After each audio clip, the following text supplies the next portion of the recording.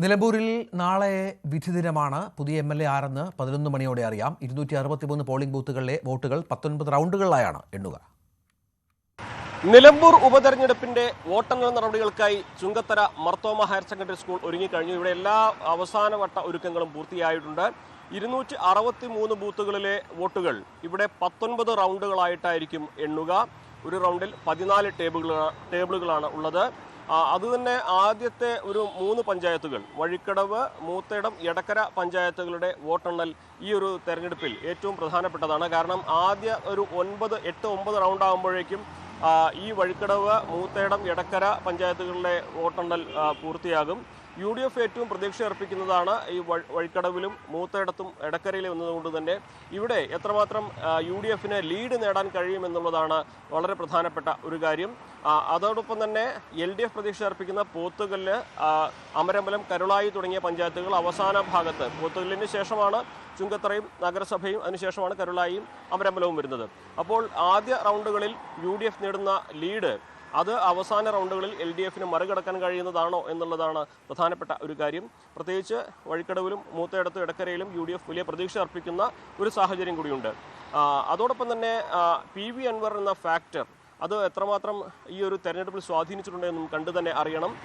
വഴിക്കടവിലും മൂത്തേടത്തും പോത്തുകലിലും അമരമ്പലത്തിലുമൊക്കെ അൻവർ ശക്തമായ പ്രചരണമാണ് നടത്തിയിട്ടുള്ളത്. അതുകൊണ്ട് തന്നെ ഏതെല്ലാം മേഖലകളിൽ നിന്ന് വോട്ടുകൾ അൻവറിന് അനുകൂലമായി ചോരുമെന്ന കാര്യത്തിൽ ഇരു മുന്നണികൾക്കും ഇപ്പോഴും കൃത്യമായ ധാരണയില്ല. വഴിക്കടവിൽ നിന്നും മൂത്തേടത്തു നിന്നും അൻവർ UDFിൽ നിന്നും കൂടുതൽ വോട്ട് സമാഹരിച്ചാൽ തെരഞ്ഞെടുപ്പ് ഫലം LDFിന് അനുകൂലമാകും. അതോടൊപ്പം തന്നെ പോത്തുകല്ലിൽ നിന്നും അമരമ്പലത്തും അൻവറിന് അനുകൂലമായി LDFിൽ വോട്ടുകൾ ചോർന്നാൽ ഫലം ഒരുപക്ഷെ UDFിന് അനുകൂലമാകും. അപ്പോൾ അൻവർ ഏതെല്ലാം മേഖലയിൽ നിന്ന് വോട്ടുകൾ നേടുന്നു എന്നുള്ളത് തന്നെയാണ് ഈ തെരഞ്ഞെടുപ്പിലെ എക്സ് ഫാക്ടറായിട്ട് നിലനിൽക്കുന്ന കാര്യം. നാളെ രാവിലെ 8 മണിയോടെയാണ് ഈ കൗണ്ടിംഗ് നടപടികൾ ആരംഭിക്കുക. ആദ്യം പോസ്റ്റൽ ബാലറ്റുകളാകും, അതിനുശേഷമായിരിക്കും മറ്റ് ബാലറ്റുകളുടെ കൗണ്ടിംഗ് തുടങ്ങുക. ഏറ്റവും പ്രധാനം ആദ്യത്തെ 2 മണിക്കൂർ തന്നെയാണ്.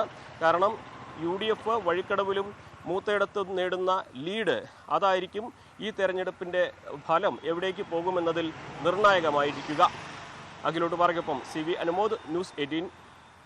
തെരഞ്ഞെടുപ്പ് ഫലത്തിൽ എല്ലാ പ്രതീക്ഷകളും നേരത്തെ പങ്കുവച്ചതാണെന്ന് LDF സ്ഥാനാർത്ഥി M. സ്വരാജ്. ഇനി വോട്ടെണ്ണി കഴിഞ്ഞ ശേഷം പ്രതികരിക്കാമെന്നും സ്വരാജ് പറഞ്ഞു. നാളെ വോട്ടെണ്ണി കഴിഞ്ഞ ശേഷം പ്രതികരിക്കാം. അല്ല, ഇന്നലെ പറഞ്ഞല്ലോ, ഒരു പുതിയ സംഭവങ്ങൾ എന്തെങ്കിലും ഉണ്ടായാലല്ലേ പ്രതികരിക്കാനുള്ളൂ. ഈ തെരഞ്ഞെടുപ്പിന് ശേഷം എല്ലാം പ്രതികരിച്ചു കഴിഞ്ഞതാണ്. ആ പറഞ്ഞ കാര്യങ്ങളെ പറയാനുള്ളൂ. വീടല്ലേ അത് പറഞ്ഞിരിക്കുന്നു. അത് മിനിഞ്ഞാന്ന് പറഞ്ഞിരിക്കുന്നു. ഒരു ഉദ്വേഗവുമില്ല. നിലമ്പൂർ ഉപതെരഞ്ഞെടുപ്പിൽ PV അൻവർ നേടുന്ന വോട്ടുകൾ നിർണായകമെന്ന് SNDP യോഗം ജനറൽ സെക്രട്ടറി വെള്ളാപ്പള്ളി നടേശൻ. 25,000 വോട്ടുകൾ അൻവർ നേടിയാൽ LDF ജയിക്കും. ഹിന്ദു വോട്ടുകൾ സ്വരാജിലേക്കും മുസ്ലിം വോട്ടുകൾ അൻവറിലേക്കും കേന്ദ്രീകരിക്കുന്ന സാഹചര്യങ്ങൾ നിലമ്പൂരിലുണ്ടായി. സർക്കാരിന്റെ വിലയിരുത്തലെന്ന് പറയാനാകില്ലെന്നും വെള്ളാപ്പള്ളി പറഞ്ഞു. അൻവർ ഒരു 25,000 വോട്ട് പിടിക്കുമെങ്കിൽ LDF സ്ഥാനാർത്ഥിക്കുള്ള വിജയസാധ്യത ഏറെ തെളിഞ്ഞിരിക്കുകയാണ്. കാരണം അവിടെ ഒരു ശക്തമായ ഒരു അടിയൊഴു കിടക്കുന്നുണ്ട്. ഹിന്ദു മുസ്ലിം വികാരം അവിടെ നല്ലപോലെ ഉണ്ടായിട്ടുണ്ട്. ആ ഹിന്ദു മുസ്ലിം വികാരം ഉണ്ടാകാവുന്ന രീതിയിലുള്ള ചില മുൻ പ്രവൃത്തികൾ മുസ്ലിം സമുദായത്തിൽ നിന്ന് അവിടെ ഉണ്ടായിട്ടുണ്ട്. അതിന്റെ പ്രതിഷേധ ദൂരമായിട്ട് ഹിന്ദുക്കളുടെ ഒരു കൺസോൾട്ടേഷൻ അവിടെ ഉണ്ടായിട്ടുണ്ട്. അതുകൊണ്ട് തന്നെ BJPയിൽ ഈ പറഞ്ഞ വോട്ട് വേണ്ടത്ര അവർക്ക് കിട്ടുകയില്ല. അവരിലുള്ള ഹിന്ദുക്കൾ പോലും ഇന്ന് ഇടതുപക്ഷത്തിന് വോട്ട് ചെയ്യും.